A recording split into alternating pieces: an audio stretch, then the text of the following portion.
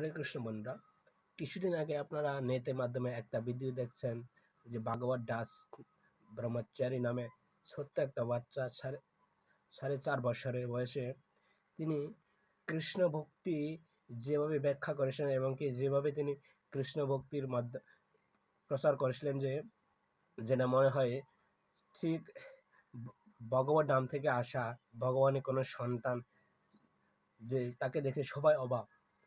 তো তিনি এত গীতা শ্লোক, ভাগবত শ্লোক, ধর্মগ্রন্থ এবং তো ভগবানের কৃষ্ণ লীলা বিলাস কাহিনী, পদ্মপুরাণ, এগুলো এত কিছু জানে যে কি আর বলবো, সবাই অবাক। তিনি কিভাবে এত কিছু জানে? আপনারা নিশ্চয় প্রহ্লাদ মহারাজের কাহিনী সম্পর্কে জানেন।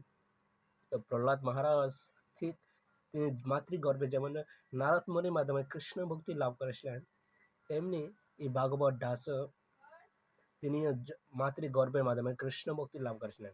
তিনি তার গুরুদেবের কাছে যান, গুরুদেবের কাছে গিয়ে বলেন, আমরা একজন ভগবানের শুদ্ধ ভক্ত সন্তান গ্রহণ করতে চাই, আমরা কিভাবে প্রাপ্ত করব? তখন গুরুদেব বলেন, তুমি বৃন্দাবনে গিয়ে এবং কি তুমি গৃহে বসে এই ভাগবত ধর্মগ্রন্থ সব 24 ঘন্টা কৃষ্ণ ভক্তি চিন্তা করো।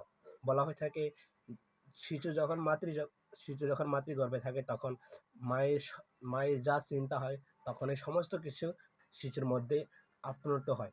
ঠিক তেমনি তখন গুরুদেবের আদেশে তিনি কি করলেন?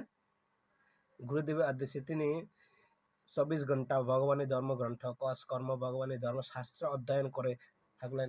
আর তখনই সেই রকম সময়ে সে শিশুটির মধ্যে সমস্ত আধ্যাত্মিক জ্ঞান তার মধ্যে প্রবেশ করে। তাই জন্ম থেকে তিনি কৃষ্ণ ভক্ত এবং কি কৃষ্ণ ভক্তির সুপন্থা তিনি প্রাপ্ত হয়েছেন।